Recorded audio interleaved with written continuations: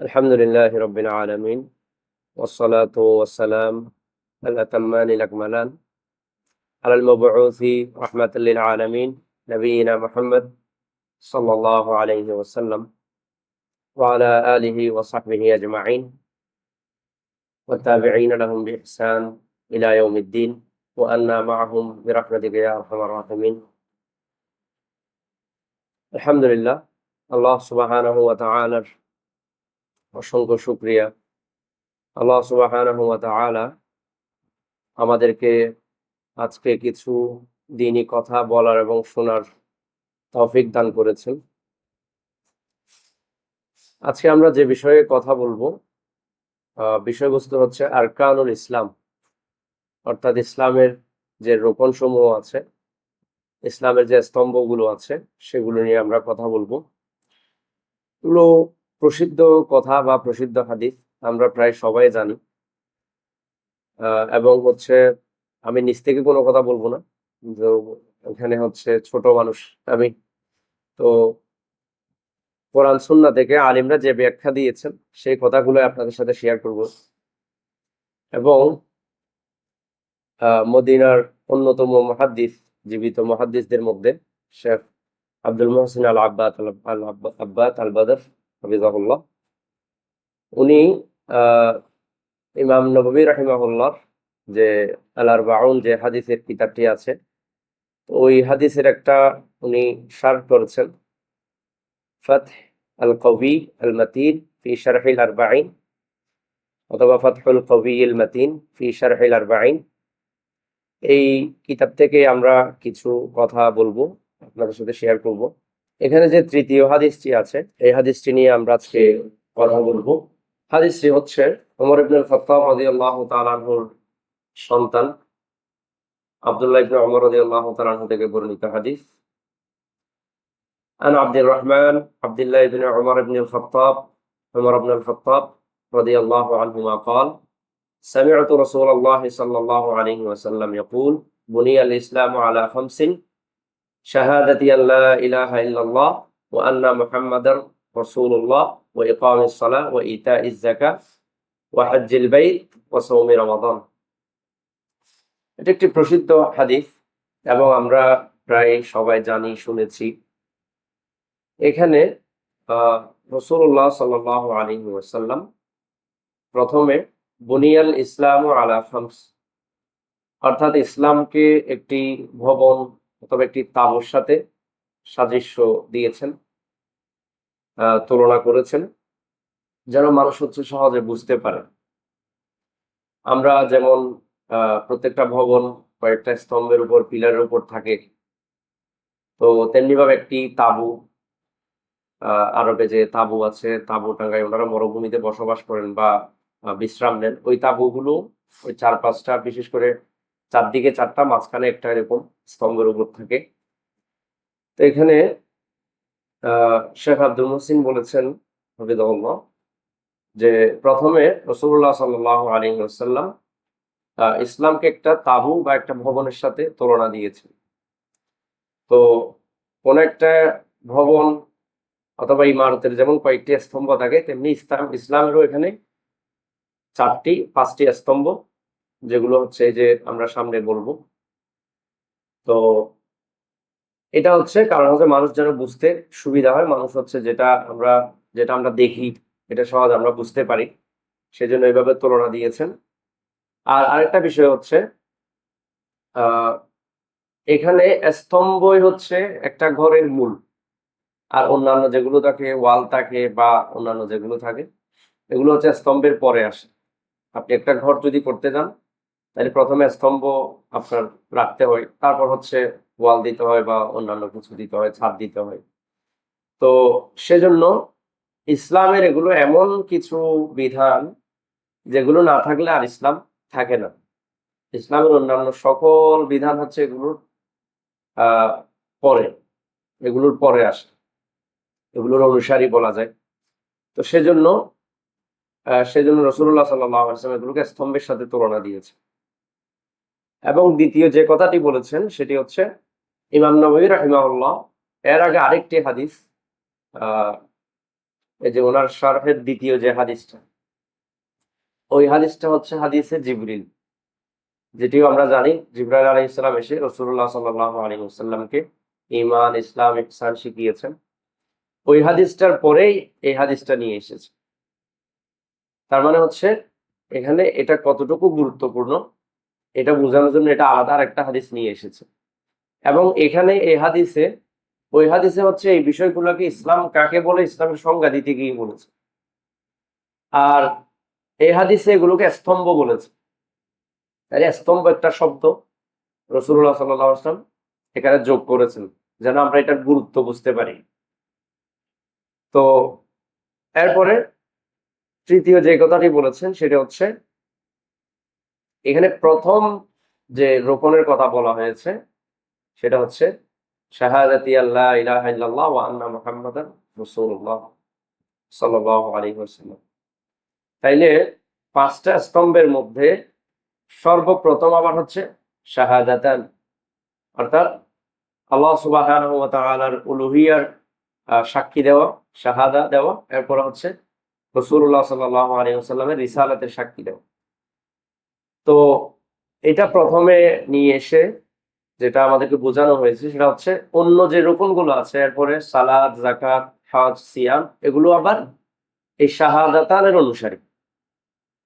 একজন মুসলিম, সে মুসলিম হওয়ার জন্য প্রথমে শাহাদাতান থাকতে হবে, আল্লাহ সুবহানাহু ওয়া তাআলার উলুহিয়ার সাক্ষী, তারপর রাসূলুল্লাহ সাল্লাল্লাহু আলাইহি ওয়াসাল্লামের রিসালাতের সাক্ষী, তারপর হচ্ছে সালাত, যাকাত এবং হচ্ছে হজ, সিয়াম এগুলো। তাইলে প্রথমে হচ্ছে শাহাদাতান, অর্থাৎ আল্লাহ সুবহানাহু ওয়া তাআলা তাওহীদের সাক্ষী এবং রিসালাত, এবং আহ লা ইলাহা ইল্লাল্লাহ, আর দ্বিতীয় হচ্ছে আশহাদু আল্লা ইলাহা ইল্লাল্লাহ ওয়া আন্না মুহাম্মাদার রাসূলুল্লাহ। তাহলে আমরা যেটা প্রথমে সাক্ষী দিই সেটা হচ্ছে আল্লাহ সুবহানাহু ওয়া তাআলাকে একজন মাত্র ইলাহ হিসেবে আমরা শাহাদা পাঠ করি, সাক্ষী দিই, অর্থাৎ কোনো ইলাহ নেই, হক ইলাহ নেই, একমাত্র আল্লাহ সুবহানাহু ওয়া তাআলা। তাইলে এখানে দুইটা অংশ, যে নফি এবং ইসবাত। আমরা প্রথমে সকল ইলাহকে আমরা অস্বীকার করি যে কোনো ইলাহ এই মহাবিশ্বে কোনো ইলাহ নেই। এরপরে হক ইলাহ নেই। ইলাহ বলতে হ্যাঁ অনেক ভ্রান্ত ইলাহ আছে যেগুলো অন্যান্য ধর্মাবলম্বী বা অনেক মানুষরা অনুসরণ করে বা যাদেরকে ইলাহ হিসেবে মানে, কিন্তু হক ইলাহ নেই, কিন্তু একমাত্র আল্লাহ সুবহানাহু ওয়া তাআলা। তাইলে এটার মাধ্যমে হচ্ছে আমরা আল্লাহ তাআলাকেই একমাত্র ইলাহ হিসেবে আমরা স্বীকৃতি দিচ্ছি, সাক্ষী দিচ্ছি বা আমি মেনে নিচ্ছি। তো এখানে আলিমরা যেটা বলেন লা ইলাহা ইল্লাল্লাহ, আটটি শর্ত আছে। আটটি শর্ত আছে। আমরা ধরেন লা ইলাহা ইল্লাল্লাহ আমরা সবাই, যেমন একজন মুসলিমও কিন্তু জানে যে মুসলিমরা আশহাদু আল্লা ইলাহা ইল্লাল্লাহ ওয়া আন্না মুহাম্মাদুর রাসূলুল্লাহ, এটা আমরা পড়ি, এটা আমরা সাক্ষ্য দিয়ে মুসলিম হই, এটা একজন মুসলিমও জানে। অথবা লা ইলাহা ইল্লাল্লাহ মুহাম্মাদুর রাসূলুল্লাহ, আমাদের দেশে যারা মুসলিমরা আছে তারা শুনতে শুনতে এগুলো জানে।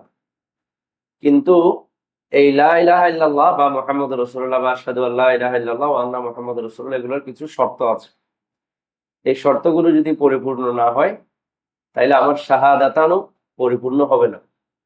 আমি এমনি পাঠ করলাম কিন্তু আমার শর্তগুলো পরিপূর্ণ হচ্ছে না, তাহলে আমার শাহাদাতানও অপরিপূর্ণ থেকে যাবে। তো এই আটটি শর্ত হচ্ছে, প্রথম হচ্ছে আইন, জানা। প্রথমে হচ্ছে শাহাদাতান সম্পর্কে আমার জানতে হবে, আমি জেনে তারপর হচ্ছে আমি শাহাদা পাঠ করব।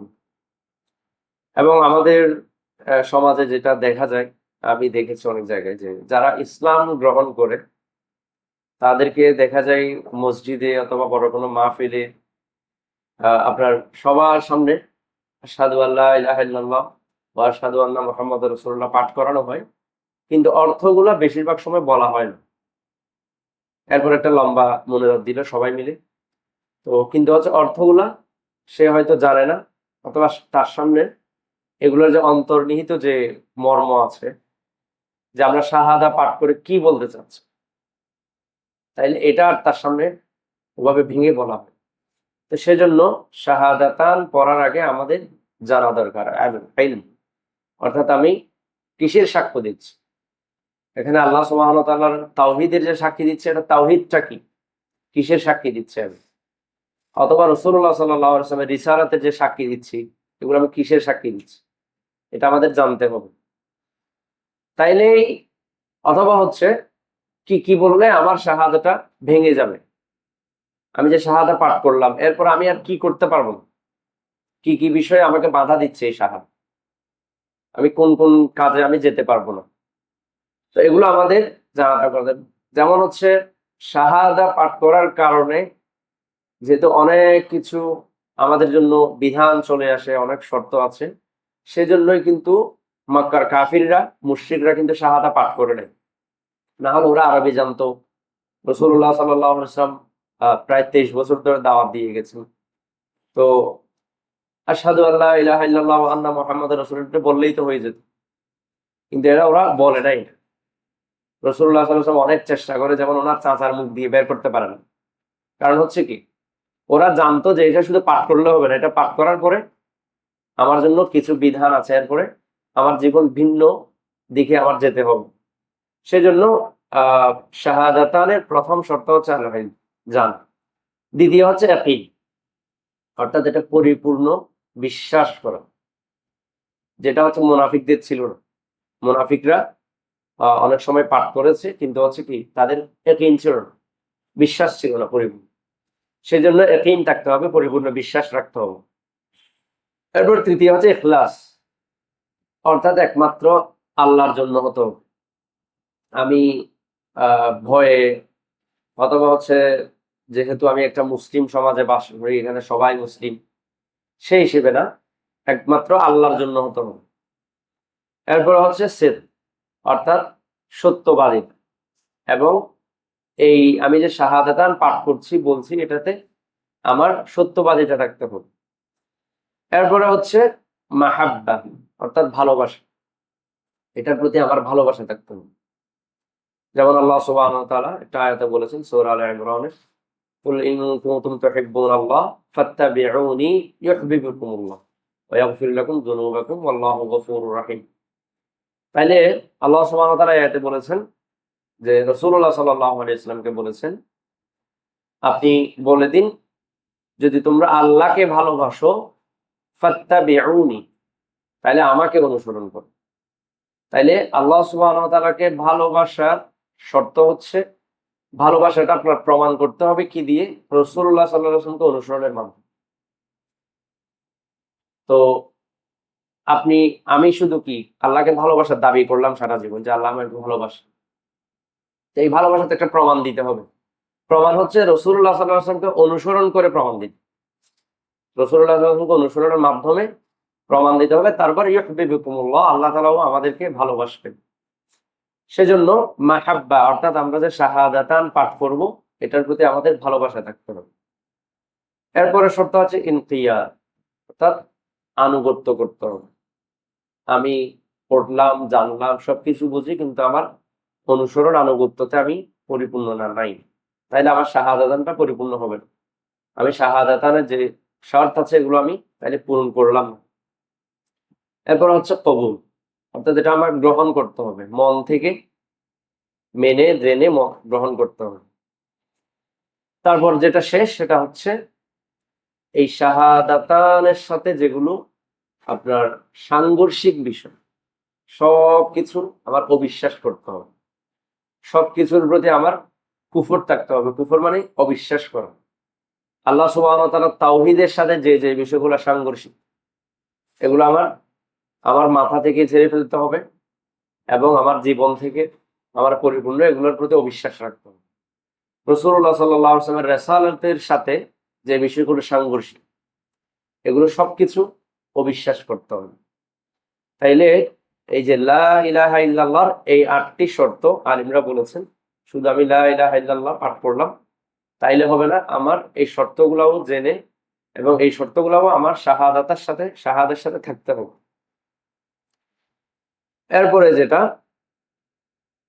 এবং শেখ আব্দুল আজিজ বিন বাজ রাহিমাহুল্লাহ, গত শতাব্দীর শ্রেষ্ঠ আলিমদের মধ্যে একজন, উনি বলেছেন যে এই কালিমা যদি কেউ এমনি পড়লো, কিন্তু এই কালিমার শর্তগুলো কেউ পরিপূর্ণ মানলো না বা শর্তগুলো জানেও না, তাহলে এই কালিমা তার কোনো উপকার আসবে না। আমি শাহাদাতান পড়লাম, আমি আবার মাজারে যাচ্ছি, আমি আবার কবরে যাচ্ছি, আমি কবরের মৃত ব্যক্তির কাছে কিছু চাচ্ছি, হ্যাঁ, আমি কোনো পীর বুজুর্গের কাছে কিছু কিছু চাচ্ছি গিয়ে, অথবা কবরে গিয়ে আমি সিজদা দিচ্ছি, আল্লাহ সুবহানাহু ওয়া তাআলা আমাদেরকে রক্ষা করুন, হেফাজত করুন। এরপরে হচ্ছে কি, ওখানে গিয়ে আমরা মান্নত করছি, তার মানে কি আমার জীবনে শাহাদাতান নাই, আমি শাহাদাত নিয়ে পাঠ করছি, আমি জানি, তাহলে এগুলোর শর্ত তো আমার মানতে হবে। তো বিন বাজ রাহিমাহুল্লাহ বলেছেন, কেউ যদি শর্ত উচ্চারণ করলো, জাস্ট শাহাদা উচ্চারণ করলো, কিন্তু সে এগুলোর শর্তের সাথে তার কোনো সম্পর্ক নাই, সে এরপরে দেখা যায় যে সে আল্লাহর বিধানের, অর্থাৎ আল্লাহর যে উলুহিয়া রুবুবিয়া, এগুলোর বিরুদ্ধে কাজ করছে। আল্লাহ সুবহানাহু ওয়া তাআলার মূল এবং তাদবীরের মধ্যে কাউকে শরীক করছে। এই যে আল্লাহ সুবহানাহু ওয়া তাআলা দুনিয়া পরিচালনা করছেন, এটাতে বিশ্বাস করে যে আবার অন্য কেউ আছে, সাথে কোনো নবী রাসূল আছে, কোনো পীর বুজুর্গ আছে, ফেরেশতারা আছে, তাইলে আমি ওই যে শাহাদার শর্ত পূরণ করলাম না। তেমনি ভাবে আল্লাহ সুবহানাহু ওয়া তাআলার ইবাদতের যে প্রকারগুলো আছে, সকল প্রকার ইবাদত একমাত্র আল্লাহর জন্য হতে হবে। মানে এগুলোতে দেখা যাচ্ছে আমি নজর করলাম একজন মানুষের জন্য, কবরে গিয়ে আমি মান্নত করলাম, কবরে গিয়ে আমি সিজদা দিলাম, অথবা হচ্ছে কবরে গিয়ে কিছু চাইলাম, আল্লাহ আমাদেরকে হেফাজত করুন, তো তাইলে আমি শাহাদার ওই শর্ত আমি পূরণ করলাম না। তো বিন বাজ রাহিমাহুল্লাহ বলেছেন, শাহাদা উচ্চারণকারী সে যদি এই শর্তগুলো পালন না করে, তাইলে ওই শাহাদা উচ্চারণ তার কোনো কাজে আসবে, তাকে আল্লাহ সুবহানাহু ওয়া তাআলার সামনে দাঁড়ানো থেকে অথবা হচ্ছে আখিরাতের যে আযাব সেটা থেকে রক্ষা করতে পারবে।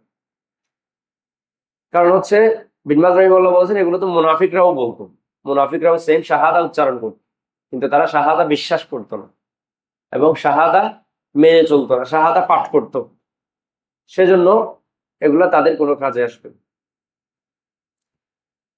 তো তাইলে আমাদের শাহাদার সাথে আমাদের কি কি বিষয় সাংঘর্ষিক হচ্ছে, কোন কোন বিষয়ে গেলে আমার শিরক হয়ে যাচ্ছে, কুফর হয়ে যাচ্ছে, এটাও আমাদের জানতে হবে, যেন আমি কুফরিতে লিপ্ত না হই অথবা শিরকে যেন লিপ্ত না হয়ে যায়।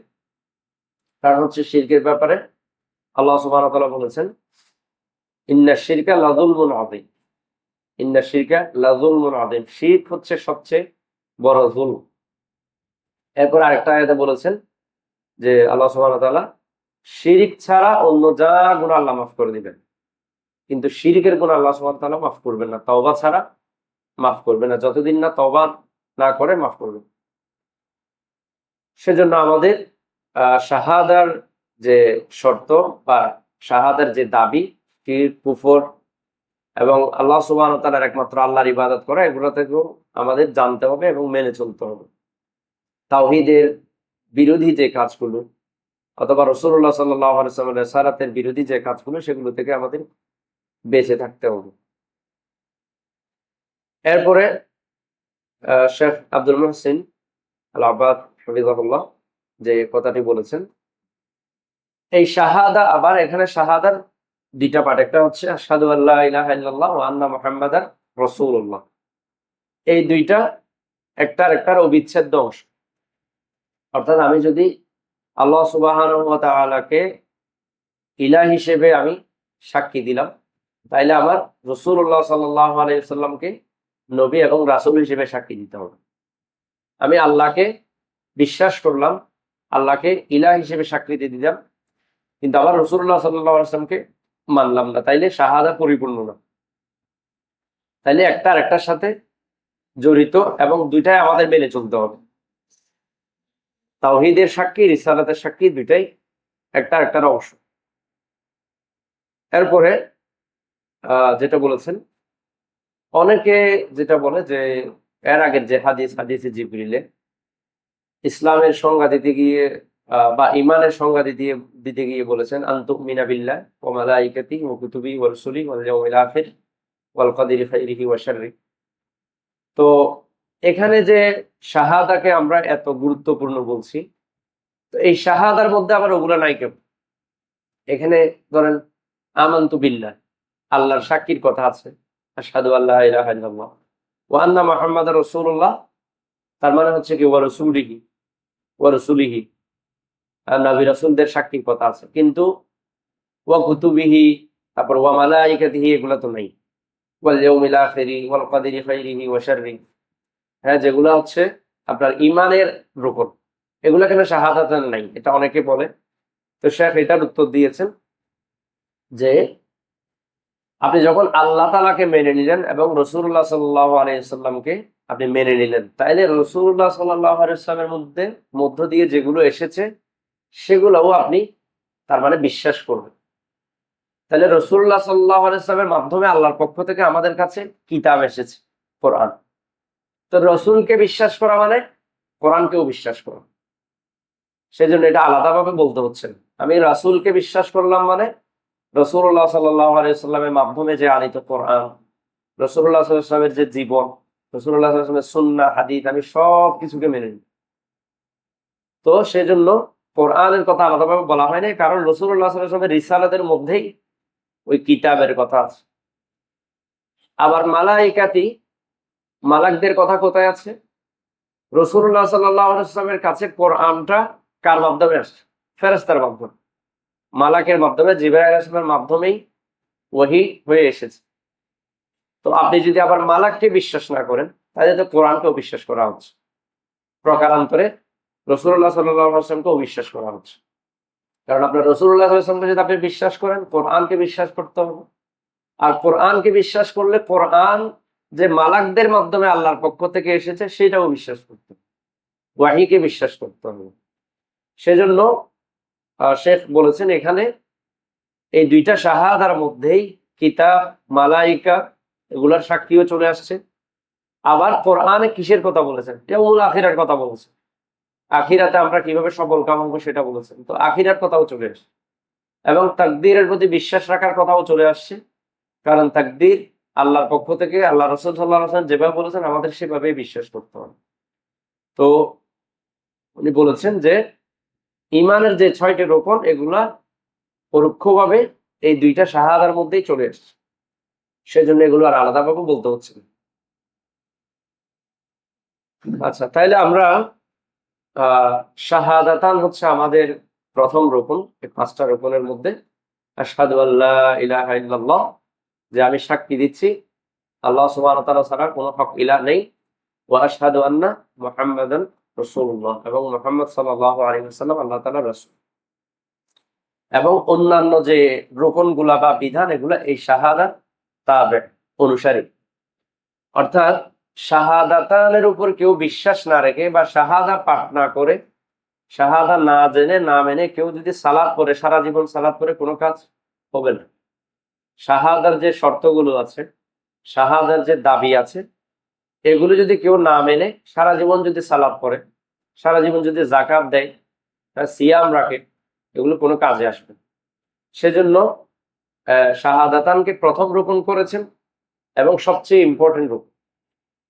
তো কেউ যদি দেখা যায় সারা জীবন খুব ভালো নামাজ পড়ে, একদম ফজরের নামাজ শুদ্ধ বাদ দেন, কিন্তু আবার কবরে গিয়ে সিজদা করে, কবরে মৃত ব্যক্তির কাছে গিয়ে কিছু চায়, পীর বুজুর্গের কাছে গিয়ে কিছু চায়, অথবা মনের ঘরে কি রাসূলুল্লাহ সাল্লাল্লাহু আলাইহি ওয়াসাল্লাম কিছু দিতে পারেন, মদিনায় গিয়ে কিছু চায়, হ্যাঁ, অথবা হচ্ছে যেটা আমাদের একদম অনেক ভালো মানুষরাও মনে করে, যে শিক্ষিত মানুষরা যদি বলি যে রাসূলুল্লাহ সাল্লাল্লাহু আলাইহি ওয়াসাল্লামও আল্লাহ তাআলার সাথে মদিনা থেকে দুনিয়া চালাচ্ছেন। আল্লাহ সুবহানাহু ওয়া তাআলা আমাদেরকে হেফাজত করুন। তাইলে উনি শিরকে লিপ্ত আছে। মনে করেন যদি মদিনায় রাসূলুল্লাহ সাল্লাল্লাহু আলাইহি ওয়াসাল্লাম বসে বসে দুনিয়া চালাচ্ছেন, দুনিয়ার সব খোঁজ খবর রাখেন, সবকিছু জানেন, গায়েব জানেন, হ্যাঁ, মদিনায় গিয়ে কিছু চান, অথবা এখান থেকেই রাসূলুল্লাহ সাল্লাল্লাহু আলাইহি ওয়াসাল্লামের কাছে কিছু চান, তাইলে উনি যদি ওই সারা জীবন নামাজ পড়েন, এগুলো কোনো কাজে আসবে না। সারা জীবন যাকাত দিলেন, সিয়াম রাখলেন, কোনো কাজে আসবে না। হজ করলেন, কোনো কাজে আসবে না। সেজন্য আলিমরা এখানে বলেছেন শাহাদাতান হচ্ছে একদম যেটা ভিত্তি রোকন। শাহাদাতানের পরে আপনার সালাত, তারপর যাকাত, তারপর হজ, তারপর সিয়াম। শাহাদাতানের যদি ঘাটতি থাকে, শাহাদাতানের আপনি এই যে দাবি শর্ত পূরণ করলেন না, আপনার এগুলোর কোনো মূল্য নেই। আচ্ছা, তো এরপরে দ্বিতীয় রকম হচ্ছে সালাত। সালাত হচ্ছে ইসলামের দ্বিতীয় রকম, দ্বিতীয় স্তম্ভ এবং শাহাদাতানের পরে সবচেয়ে গুরুত্বপূর্ণ রকম। এবং সালাত, কিছু সালাত আছে আমাদের জন্য বাধ্যতামূলক, ফরজ। ফজর, জোহর, আসর, মাগরিব, ইশার যে ফরজ সালাত, এগুলো আমাদের জন্য বাধ্যতামূলক, পড়তেই হবে। আর আর কিছু আছে হচ্ছে নফল বা সুন্নাহ, যেগুলো আমরা যদি পড়ি তাহলে আজর পাবো, আর না পড়লে আল্লাহ আমাদেরকে মাফ করবেন। কিন্তু যে ফরজ সালাত যেগুলো, এগুলো অবশ্যই আমাদের পড়তে হবে। এবং এখানে কিছু কথা, সেটা হচ্ছে কেউ যদি সালাতের উজুবকে কেউ যদি অস্বীকার করে, সালাত ওয়াজিব না, তাহলে সেটা যদি কেউ অস্বীকার করে, বা সালাতকে যদি ইসলামের রোকন হিসেবে কেউ অস্বীকার করে, বিধান হিসেবে অস্বীকার করে, তাহলে সে যে কাফির, এটা সর্বসম্মত। এখানে কোনো ইখতিলাফ নেই আলিমদের মধ্যে, ওই ব্যক্তি কাফির, যে সালাতের উজুবকে অস্বীকার করে বা সালাতকে ইসলামের বিধান হিসেবে অস্বীকার করে। আর দ্বিতীয় যেটা বিষয়, যে সালাতকে ইসলামের বিধান হিসেবে বা ইসলামের রোকন হিসেবে মানে, বিশ্বাস করে, কিন্তু সালাত পড়ে না, ছেড়ে দেয়, এটা আলিমদের মধ্যে ইখতিলাফ আছে। এটা আমরা জানি অনেকে আলিমদের মধ্যে। এটা এখানেও আবার দুইটা, অনেকে দুইটা ভাগ করেছেন। একজন হচ্ছে একদম রেগুলার সালাত পড়েন, অনেকে একদম জুমার সালাতও পড়েন, তাহলে তাকেও অনেক আলিমরা বলছেন সেও কাফির। একদম রেগুলার সালাত ছেড়ে দিচ্ছে, সালাত মোটেও পড়ে না, মসজিদে যায় না, সালাত পড়ে না, তাইলে সেও কাফির, অনেক আলিমরা বলেছেন। আর আরেক প্রকার হচ্ছে মাঝে মধ্যে ছেড়ে দেয়, এক ওয়াক্ত পরে এক ওয়াক্ত পড়ে না, হ্যাঁ, এরকম। ওই প্রকারও আবার অনেক আলিমরা এদেরও কাফির হওয়ার ব্যাপারে কথা বলেছেন। আলিমরা বলেছেন হয়তো হাদিস থেকে, আলিমরা তার এমনি এমনি বলেন নাই। হাদিসে রাসূলুল্লাহ সাল্লাল্লাহু আলাইহি ওয়াসাল্লাম বলেছেন, মুমিন এবং মুশরিক কাফিরের মধ্যে পার্থক্য হচ্ছে সালাত। তাইলে যে হচ্ছে সালাত পড়লো সে মুমিন, আর যে সালাত তরক করে দিল, ছেড়ে দিল, সে কাফির মুশরিক। হাদিস থেকে ওভাবে বোঝা যাচ্ছে। তো এখানে আলিমরা যেটা ইখতিলাফ করেছেন, অনেকে এই কুফরিটাকে আবার কুফরি সগরা বলছেন, ছোট কুফর। কুফরের মধ্যে আবার বড় কুফর, ছোট কুফর আছে। তো যেমন হচ্ছে যারা হচ্ছে অথবা সালাতের উজুবকে বিশ্বাস করে কিন্তু সালাত রেগুলার ছেড়ে দেয় অথবা মাঝে মধ্যে ছেড়ে দেয়, এই মতে গিয়ে ইমাম আহমদ বিন হাম্বল রাহিমাহুল্লাহ উনি কাফির বলেছেন। তাকে যদি ফিরে না আসে, তওবা না করে, তাহলে কতল করতে হবে বলেছেন। আর ইমাম শাফিঈ, ইমাম মালিক রাহিমাহুল্লাহ ওনারা বলেছেন কাফির না, তবে কতল করতে বলেছেন শাস্তি হিসেবে। সে যেহেতু সালাত পড়ছে না বা ফিরে আসছে না, তাকে কতল করতে বলেছেন, কিন্তু ওনারা কাফির বলেন। আর ইমাম হানিফা রাহিমাহুল্লাহ বলেছেন তাকে বন্দি করে রাখতে, যতদিন পর্যন্ত তওবা না করে, সালাত শুরু না করে, ততদিন পর্যন্ত বন্দি করে রাখতে। হয় তওবা করবে অথবা ওখানেই জেলখানায় মৃত্যু হবে, সেই হানিফা রাহিমাহুল্লাহর মত। কিন্তু যে আলিমরা বলেছেন এটা কুফরি, তারা ওই হাদিসগুলো দিয়ে দলিল দিয়েছেন, যেখানে রাসূলুল্লাহ সাল্লাল্লাহু আলাইহি ওয়াসাল্লাম সরাসরি কুফরি বলেছেন সালাত ছেড়ে দেওয়াটাকে। এবং একটি প্রসিদ্ধ হাদিস, যেটা তাবেঈ আব্দুল্লাহ ইবনে শাকিক রাহিমাহুল্লাহ বলেছেন, উনিও সাহাবীরা, উনি বলেছেন যে সাহাবীরা সালাত ছেড়ে দেওয়াটাকে কুফরি মনে করত। এবং উনি 30 জন প্লাস সাহাবীগণই দেখেছেন, উনি বলছেন সাহাবীরা সালাত ছেড়ে দেওয়াটাকে কুফরি মনে করতেন, অথবা এর চেয়ে আর বড় কোনো পাপকে কুফরি মনে করতেন না। আও কামা ক্বালা আলাইহিস সালাতু ওয়াসসালাম। আর হচ্ছে, আর সূরা তাওবার 2টা আয়াত থেকে ওনারা দলিল দেন যারা কুফরি বলেন। ফাইন তাবু ওয়া আকামুস সালাহ ওয়া আতাউয যাকাহ ফাখাল্লু সাবিলাহুম ইন্নাল্লাহা গফুরুর রাহিম। আর আরেকটা আয়াত হচ্ছে ফাইন তাবু ওয়া আকামুস সালাহ ওয়া আতাউয যাকাহ ফাইখওয়ানুকুম ফিদ্দীন। এই 2টা আয়াত সূরা তাওবার 5 নম্বর এবং 11 নম্বর আয়াত। এই 2টা আয়াত থেকে যে আলিমরা বলেছেন সালাত কেউ যদি রেগুলার ছেড়ে দেয় অথবা মাঝে মধ্যে ছেড়ে দেয়, ইচ্ছাকৃতভাবে অলসতা করে ছেড়ে দেয়, কোনো কারণ নেই, অলসতা করে ইচ্ছাকৃতভাবে ছেড়ে দেয়, তাদেরকে কাফির বলার ব্যাপারে এই দুইটা আয়াত থেকে বলেছে। কারণ এখানে আল্লাহ সুবহানাহু ওয়া তাআলা এর আগে মুশরিকদেরকে কতল করার ব্যাপারে বলেছেন, তো এরপরে বলেছেন ফাইন তাবু, আর যদি তারা তওবা করে, ওয়া আকামুস সালাহ ওয়া আতাউজ যাকাত, সালাত কায়েম করে এবং যাকাত দেয়, ফাখাল্লু সাবিলহুম, তাহলে তাদেরকে ছেড়ে দাও। তাইলে আল্লাহ সুবহানাহু ওয়া তাআলা এখানে তওবার পরপরই সালাত কায়েম এবং যাকাত দেওয়ার শর্ত জুড়ে দিয়েছেন। তার মানে বোঝা যাচ্ছে তওবা করা মানে তার সালাত পড়তে হবে, যাকাত দিতে হবে। এগুলো যদি না করে তাহলে তার তওবা পরিপূর্ণ না। তেমনি ভাবে দ্বিতীয় আয়াতে যেটা বলেছেন, সেম কথা বলেছেন, ফাইন তাবু ওয়া আকামুস সালাহ ওয়া আতাউজ যাকাত ফাইখওয়ানুকুম ফিদ্দিন। তারা যদি তওবা করে চলে আসে, এরপরে যদি সালাত কায়েম করে, এরপরে যাকাত দেয়, তাইলে তারা তোমাদের ভাই, তোমাদের দ্বীনের ভাই। তাইলে আল্লাহ সুবহানাহু ওয়া তাআলা এখানে মুশরিকদেরকে কতল না করার জন্য তাদের তওবার কথা বলেছেন। তারা যদি তওবা করে ফিরে আসে, তাহলে তোমরা তাদেরকে ছেড়ে দাও, তারা তোমাদের ভাই। তওবার পরপরই শর্ত দিয়েছেন কি, সালাত কায়েম করা, যাকাত দেওয়া।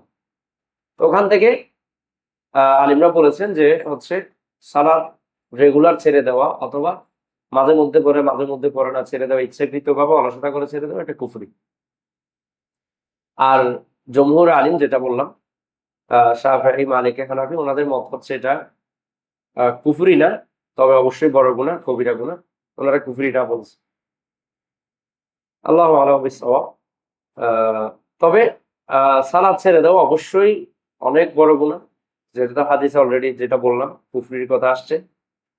সেজন্য আমাদের সালাত যেন কোনোভাবেই আমাদের বাদ না যায়, কোনোভাবে আমাদের যেন সালাত ছুটে না যায়, সেটা চেষ্টা করতে হবে। এবং পুরুষদের বিশেষ করে যেন আমরা জামাতে পড়ি, জামাতে মসজিদে গিয়ে যেন সালাত পড়ি, সেটাই চেষ্টা করতে হবে। আর এরপর তৃতীয় যে রুকন, আচ্ছা এখানে আরেকটা যে বিষয় সেটা হচ্ছে আহ কোন আবার নির্দিষ্ট মানুষকে যদি কাফির বলতে হয়, এটার আবার কিছু মাসআলা আছে, এগুলো হুজ্জার বিষয় আছে, অনেক লম্বা কথা। জাস্ট এতটুকু বলি, আবার আপনি যদি নির্দিষ্ট কাউকে যদি আপনার আশেপাশে আপনার আত্মীয় স্বজনদের মধ্যে আপনার ফ্যামিলিতে কেউ দেখা যাচ্ছে যে সালাত পড়ে না, তাহলে আপনি তাকে সরাসরি কাফির বলার জন্য আবার কিছু বিষয় আছে। কারণ উনি অবশ্যই কুফরিতে লিপ্ত, কিন্তু আপনি যদি আবার কাফির বলতে যান, কাফির বললে তো হবে না, কাফির বলার পর আরো স্টেপ আছে, কারণ তাকে আবার কতল করার বিষয় আছে। এগুলো আবার শাসকের বিষয়, এগুলো আমাদের সাধারণ মানুষের বিষয় না। কাফির কাউকে নির্দিষ্টভাবে কাফির ঘোষণা দিবে হচ্ছে শাসক, বা এটা আলিমদের উপর আমাদের ছেড়ে দিতে হবে।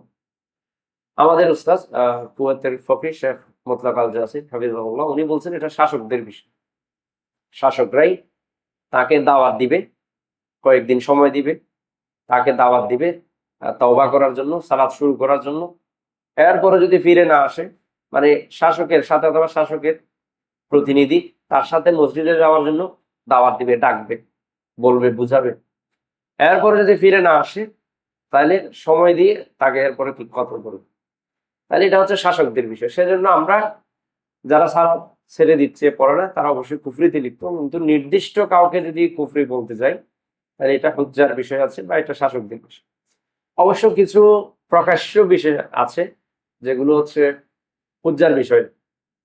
কেউ আল্লাহ তাআলাকে গালি দেয়, আল্লাহ সুবহানাহু ওয়া তাআলার ব্যাপারে খারাপ কথা বলে, রাসূলুল্লাহ সাল্লাল্লাহু আলাইহি ওয়াসাল্লামকে গালি দেয়, কোরআনের অবমাননা করে, হ্যাঁ, অথবা হচ্ছে প্রকাশ্য ভিন্ন ধর্মাবলম্বীদের উপাসনায় গিয়ে উপাসনা করে, মন্দিরে গিয়ে পূজা দিচ্ছে, তাহলে এগুলো প্রকাশ্য কুফরি।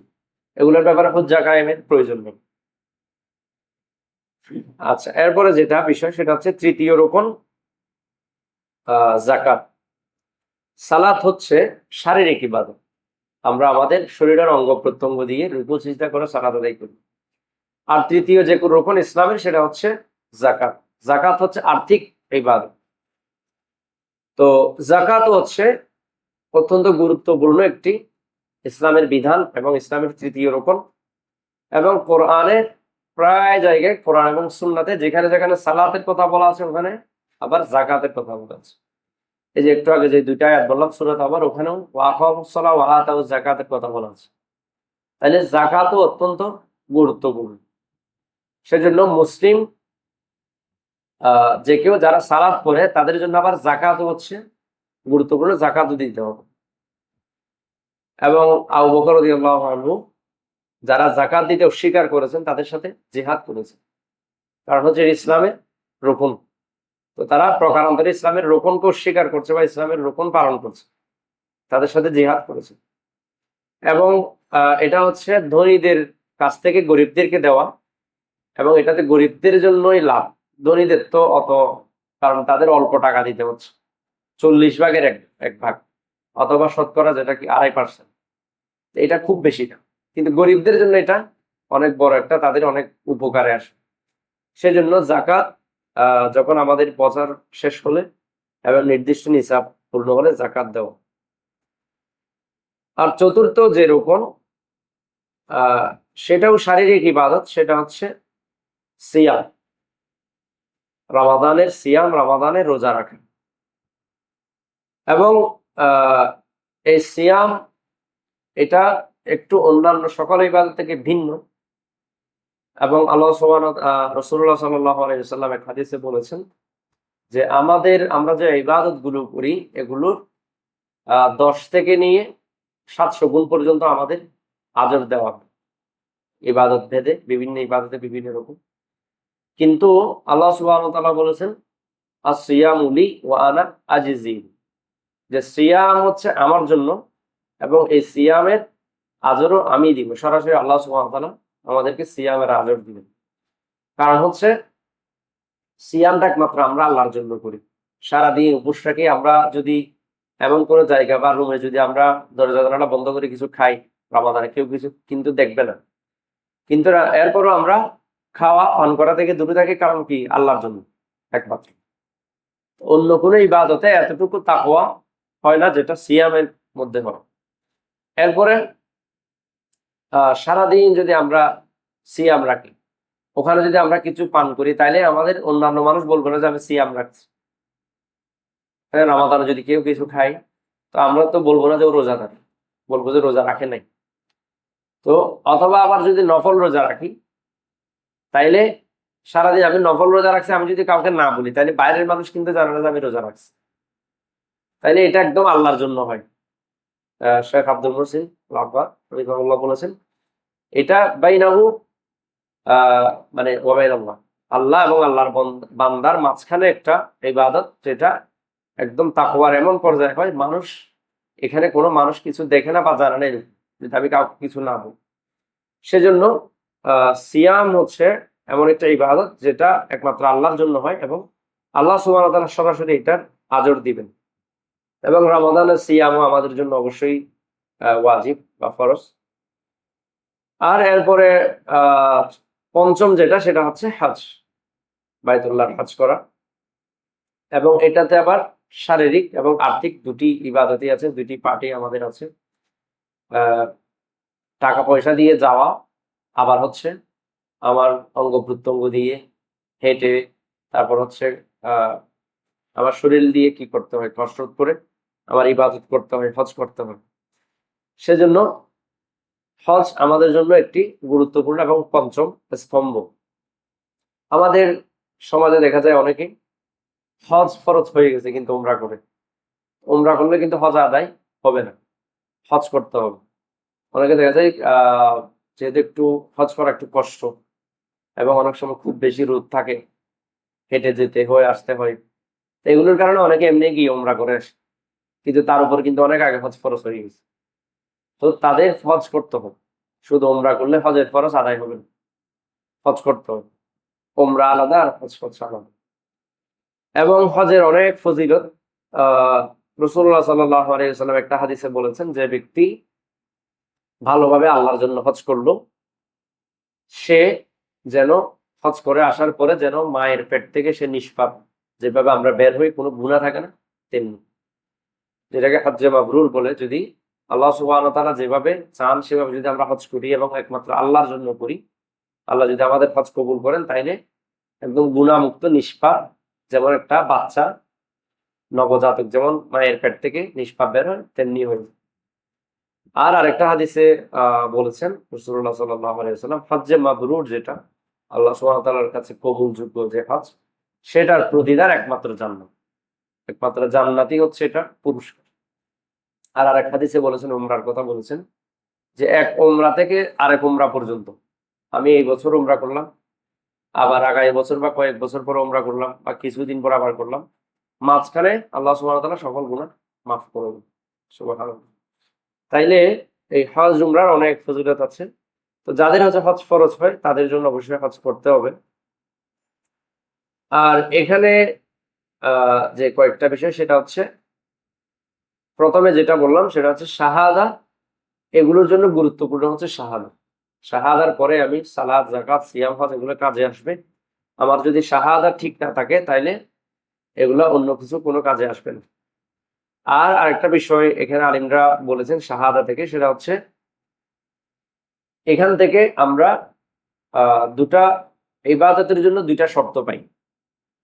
শাহাদা, আল্লাহ সুবহানাহু ওয়া তাআলাকে একমাত্র হক ইলাহ হিসেবে স্বীকৃতি দেওয়া, এবং রাসূলুল্লাহ সাল্লাল্লাহু আলাইহি ওয়াসাল্লামকে রাসূল হিসেবে স্বীকৃতি দেওয়া। এটার মাধ্যমে ইবাদতের জন্য দুইটা শর্ত পাই। সেটা হচ্ছে সকল ইবাদত করতে হবে একমাত্র আল্লাহর জন্য, একমাত্র আল্লাহর জন্যই সকল ইবাদত করতে হবে। আর দ্বিতীয় হচ্ছে রাসূলুল্লাহ সাল্লাল্লাহু আলাইহি ওয়াসাল্লামের সুন্নাহ সম্মত ভাবে ইবাদত করতে হবে। তাহলে এই দুইটা শর্ত আমরা এখান থেকে পাচ্ছি। যেমন আরেকটা আয়াতেও আল্লাহ সুবহানাহু ওয়া তাআলা বলছেন, ওয়ামা উমিরু ইল্লা লিয়াবুদুল্লাহ মুখলিসিনা লাহুদ্দিন হুনাফা ওয়া ইউকিমুস সালাহ ওয়া ইউতুজ যাকাত ওয়া যালিকা দীনুল কাইয়্যিম। তাইলে এটা হচ্ছে সূরা বাইয়িনার আয়াত। আল্লাহ সুবহানাহু ওয়া তাআলা এখানে বলেছেন যে আমরা দ্বীনকে যেন একমাত্র আল্লাহর জন্য খালিস করি, একমাত্র আল্লাহর জন্য করি। এবং ওখানেও সালাত এবং যাকাতের কথা আসছে। তো সেজন্য এরপর আরেকটা আয়াতে বলছেন আল্লাহ সুবহানাহু ওয়া তাআলা, কুল ইন্না সলাতি ওয়া নুসুকি ওয়া মাহইয়ায়া ওয়া মামাতি লিল্লাহি রাব্বিল আলামিন। এটা সূরা আনআমের আয়াত। এখানেও আল্লাহ তাআলা বলছেন সালাত এবং নুসুক মানে হচ্ছে মূলত এমনিতে হজ উমরার কথা আসে, কিন্তু অনেক আলেমরা বলেছেন এখানে সকল ইবাদত যেটা আমি আল্লাহর জন্য করতে চাই। তেমনি ভাবে হচ্ছে নজর মান্য, এগুলো আছে, কোরবানি, জবহ, এগুলো সব কিছু একমাত্র আল্লাহর জন্যই হতে হবে। তাইলে আমরা একটা শর্ত হচ্ছে আল্লাহর জন্য হতে হবে। আর দ্বিতীয়, এটা আবার আমাদের আহ যারা হচ্ছে আমাদের এখানে যারাই কোনো আল্লাহর ইবাদত করে অথবা দ্বীনের কোনো কিছু পালন করে, সবাই কিন্তু আল্লাহর জন্যই বলে, সবাই কিন্তু আল্লাহর জন্যই বলে। কিন্তু দ্বিতীয় আরেকটা শর্ত হচ্ছে রাসূলুল্লাহ সাল্লাল্লাহু আলাইহি ওয়াসাল্লামের সুন্নাহ থাকতে হবে। আমি ইবাদত করলাম, আমি বললাম যে আমি তো আল্লাহর জন্য করছি, কিন্তু শুধু আল্লাহর জন্য করলে হবে না। দ্বিতীয় হচ্ছে এখানে রাসূলুল্লাহ সাল্লাল্লাহু আলাইহি ওয়াসাল্লামের সুন্নাহ থাকতে হবে। এই যে যে আয়াতটা বললাম, আল্লাহ সুবহানাহু ওয়া তাআলা বলেছেন, কুল ইন কুনতুম তুহিব্বুনাল্লাহ ফাত্তাবিউনি ইউহিব্বুকুমুল্লাহ। আল্লাহ সুবহানাহু ওয়া তাআলাকে ভালোবাসার প্রমাণ দিতে হবে রাসূলুল্লাহ সাল্লাল্লাহু আলাইহি ওয়াসাল্লামকে অনুসরণের মাধ্যমে। আবার এর পরের আয়াতে বলেছেন, কুল আতিউল্লাহ ওয়া আতিউর রাসূল। এরপর আরো কয়েক জায়গায় আল্লাহ সুবহানাহু ওয়া তাআলা কোরআনে আতিউল্লাহ ওয়া আতিউর রাসূল বলেছেন। আল্লাহ তাআলাকে অনুসরণ, রাসূলুল্লাহ সাল্লাল্লাহু আলাইহি ওয়াসাল্লামকে অনুসরণ। তাইলে সকল ইবাদতের জন্য এই দুইটা শর্ত, যে আল্লাহর জন্য করা, ইখলাসের সাথে করা, আর দ্বিতীয় হচ্ছে রাসূলুল্লাহ সাল্লাল্লাহু আলাইহি ওয়াসাল্লামের সুন্নাহ থাকা। রাসূলুল্লাহ সাল্লাল্লাহু আলাইহি ওয়াসাল্লাম এই ইবাদতটি এভাবে করেছেন কিনা। আমি যদি দেখি যে রাসূলুল্লাহ সাল্লাল্লাহু আলাইহি ওয়াসাল্লাম ইবাদতটি এভাবে করেননি, বা রাসূলুল্লাহ সাল্লাল্লাহু আলাইহি ওয়াসাল্লামকে যে সাহাবীরা দেখেছেন সাহাবীরা ইবাদতটা এইভাবে করেননি, তাইলে এই ইবাদতটা ইবাদত হবে না, বা আমার ইবাদতটা ওভাবে করাটা আল্লাহর কাছে কবুল হবে। রাসূলুল্লাহ সাল্লাল্লাহু আলাইহি ওয়াসাল্লাম যেভাবে করেছেন, রাসূলুল্লাহ সাল্লাল্লাহু আলাইহি ওয়াসাল্লামকে দেখে সাহাবীরা যেভাবে করেছেন ওভাবেই আমাদের ইবাদত করতে হবে। তাহলে এই দুইটা ইবাদতের শর্তও আমরা শাহাদাতান থেকে পাই। এবং এখানে আরেকটা কথা বলেছেন যে এই হাদিসটাতে যে আল্লাহর বাউন আন-নববিয়্যা, এখানে যে তৃতীয় হাদিসটা, যে বুনিয়াল ইসলাম আলা খামসিন, যে হাদিসটা আমরা পাঠ করলাম, তো এই হাদিসে ইমাম বুখারী রাহিমাহুল্লাহ এখানে হজকে আগে নিয়ে এসেছেন, সিয়ামকে পরে নিয়ে এসেছেন। তো আমরা আবার আরেকটা, যেমন মুসলিমে হচ্ছে দুইটা হাদিস আছে, ওখানে একটা হাদিসে দেখা যায় সিয়াম পরে হজ আগে, আবার আরেকটা হাদিসে দেখা যায় হজ পরে সিয়াম আগে। তো এখানে শেখ বলেছেন এটা মূলত হচ্ছে রাবি অথবা বর্ণনার কারণে এদিক ওদিক হয়, কিন্তু মূলত এমনিতে সিয়াম হচ্ছে আগে, হজ পরে। যেটা আব্দুল্লাহ ইবনে ওমর রাদিয়াল্লাহু তাআলা আনহু উনি বলেছেন যে আমি রাসূলুল্লাহ সাল্লাল্লাহু আলাইহি ওয়াসাল্লামের কাছ থেকে শুনেছি, তার মানে উনি শুনেই বলেছেন। এবং আরেকটা হাদিসে আসছে যে একজন সাহাবী জিজ্ঞেস করেছেন রাসূলুল্লাহ সাল্লাল্লাহু আলাইহি ওয়াসাল্লামকে, এখানে কি মানে সিয়াম এবং হজ, না হজ এবং সিয়াম এভাবে কিনা? তো রাসূলুল্লাহ সাল্লাল্লাহু আলাইহি ওয়াসাল্লাম বলেছেন সিয়াম এবং হজ, মানে আগে সিয়াম তারপর হজ। এখানে দুইটা রিওয়ায়াত, যেহেতু আহ একটাতে হজ আগে আর একটাতে সিয়াম আগে, এগুলো হচ্ছে রাওয়ি অথবা রেওয়ায়াতের কারণে একটু এদিক ওদিক হয়ে গেছে, বা একটা পরে আসছে একটা পরে আগে আসছে, কিন্তু মূলত এমনিতে সিয়াম আগে। এবং এখান থেকে আহ শেখ আরেকটা কথা বলেছেন, সেটা হচ্ছে জিহাদ ইসলামের রুকন, ইসলামের এই 5টি রুকন, কিন্তু জিহাদ হচ্ছে এই ইসলামের রুকন না, ইসলামের অন্যতম বিধান অবশ্যই, কিন্তু জিহাদ ইসলামের রুকন না। কারণ হচ্ছে আব্দুল্লাহ ইবনে ওমর রাদিয়াল্লাহু তাআলা আনহুর এই হাদিসটা বলার প্রেক্ষাপট হচ্ছে একজন ব্যক্তি ওনাকে এসে বলেছেন যে আপনি কি জিহাদে যাবেন না, আপনি কি জিহাদে যাবেন না? তো আব্দুল্লাহ ইবনে ওমর রাদিয়াল্লাহু তাআলা আনহু তখন এই হাদিসটা বলেছেন যে আমি রাসূলুল্লাহ সাল্লাল্লাহু আলাইহি ওয়াসাল্লামকে বলতে শুনেছি ইসলামের বিধান হচ্ছে রোকন হচ্ছে 5টি। তার মানে হচ্ছে এটা আমার জন্য বাধ্যতামূলক না, ফরজ আইন না। হ্যাঁ, জিহাদ হ্যাঁ অনেক সময় ফরজ আইন হয়, এটা প্রেক্ষাপট আছে। এমনিতে হচ্ছে জিহাদ ফরজে কিফায়া। তো আব্দুল্লাহ ইবনে ওমর রাদিয়াল্লাহু তাআলা যেটা বোঝাতে চেয়েছেন সেটা হচ্ছে এদিকে ইঙ্গিত দিয়েছেন যে জিহাদ রুকন না ইসলাম, সেজন্য আমার জন্য বাধ্যতামূলক। তো এখানেও সে এটা বলেছেন যে জিহাদ অবশ্যই অন্যতম বিধান ইসলামের, কিন্তু জিহাদ হচ্ছে ইসলামের রোকন না, ইসলামের রোকন হচ্ছে এই 5টি। হ্যাঁ, এরপরে যে কয়েকটি কথা বলেছেন যে এই 5টি রোকন হচ্ছে ইসলামের মূল, এই 5টি বিধান যদি না থাকে তাইলে আহ অন্য আমি যাই আমল করি, এই 5টি বিধানে যদি ঘাটতি থাকে, বিশেষ করে শাহাদাতান যদি ঘাটতি থাকে, তাইলে অন্য কিছু আল্লাহর কাছে গ্রহণযোগ্য হবে না। আর আরেকটা কথা বলেছেন যে এখানে যে ক্রম, প্রথমে শাহাদাতান যে ক্রমিকটা, এরপরে সালাত, এরপরে যাকাত, এরপরে সিয়াম, এরপরে হজ, তাহলে একটার পর একটা প্রথমে আমাদের শাহাদা পাঠ করতে হবে, আল্লাহ সুবহানাহু ওয়া তাআলার উলুহিয়ার সাক্ষী দিতে হবে, রাসূলুল্লাহ সাল্লাল্লাহু আলাইহি ওয়াসাল্লামের রিসালাতের সাক্ষী দিতে হবে, তারপর আসবে সালাত, তারপর যাকাত, এরপরে সিয়াম। যেমন হচ্ছে আলিমদের একটা ফতোয়া আছে, আমি শেখ ফাউজান থেকে শুনেছি, শেখ সালেহ আল ফাউজান হাফিজাহুল্লাহ, যে কেউ যদি রমাদানে সিয়াম রাখে কিন্তু সালাত ছেড়ে দেয়, তাহলে তার সিয়াম কবুল হবে না। কারণ ইসলামের রোকন হচ্ছে সালাত আগে, সিয়াম পরে আসছে। এখন আমি সারাদিন সিয়াম রাখলাম কিন্তু আবার আমি সালাত পড়লাম না, সালাত ছেড়ে দিলাম। তো আমরা দেখা যায় যে অনেকে রমাদানে, বিশেষ করে অনেকের ইশার সালাত, এই যে শপিং এ বের হয় ইশার সালাত পড়ে না, অনেকে আবার ফজরের সালাত সারি খেয়ে সুহুর খাওয়ার পরে ঘুমিয়ে যায়। বিশেষ করে এটা আমি একবার বলছিলাম কোন এক জায়গায় যে যারা হচ্ছে জব আছে, কোনো চাকরি করে কোথাও, এরা ওই যে ওদিকে 7টা-8টা বাজে উঠতে হবে রমাদানে, একটু বেশি ঘুমানোর জন্য সুহুরকে ঘুমাই যায়, ফজর বাদ দিয়ে দেয়, ফজর পড়ো। আবার মহিলাদের ক্ষেত্রে যেটা দেখা যায়, ইফতারি রেডি করতে গিয়ে আসরের সালাত বাদ দিয়ে দেয়, জোহরের পর থেকে, যাদের একটু যৌথ ফ্যামিলি, বড় ফ্যামিলি, তো ইফতারি রেডি করতে করতে আসরের সালাত বাদ দিয়ে তখন মাগরিবের আজান দিয়ে দেবে, তখন তাড়াহুড়া করে আসরের সালাত পড়ে। আবার হচ্ছে অনেকে কি রাতে শপিং করতে বের হয়, বিশেষ করে শেষের দিকে, তখন তারাবি তো বাদ দিচ্ছে, তারাবি ছাড়া ঈশার সালাতও বাদ দিয়ে। তো শেখ ফাউজান বলেছেন এদের সিয়াম হবে না, কারণ হচ্ছে সালাদ ইসলামের রুকন আগে, সালাদ ছেড়ে দিলে সিয়াম হবে। সেজন্য আমাদের যে এখানে ক্রমটা আছে সেটাও গুরুত্বপূর্ণ, কিসের পরে কি আসছে। তারপরে যেমন এখানে ইমানের যে রোকন গুলো আছে ওখানেও তেমনি, প্রথমে আমান্তু বিল্লাহ, আমি আল্লাহ তাআলার উপর ঈমান আনলাম, এরপরে ওয়া কুতুবি ওয়া মালাইকাতি, মালাকদের কথা বলছে। মালাকদের কথা কেন বলেছেন? কারণ হচ্ছে মালাকদের মাধ্যমে কিন্তু কোরআন আসছে, এরপরে কিতাবের কথা আসছে, কারণ মালাকদের মাধ্যমে আসছে কিতাব, তারপর হচ্ছে ওয়া রাসূলিহি বলছে, এরপরে রাসূল, মানে ক্রমিকটা এভাবেই করেছে। এগুলো আলিমদের কথা, ব্যাখ্যা। তো আলহামদুলিল্লাহ আমরা এই হাদিসের ব্যাখ্যা।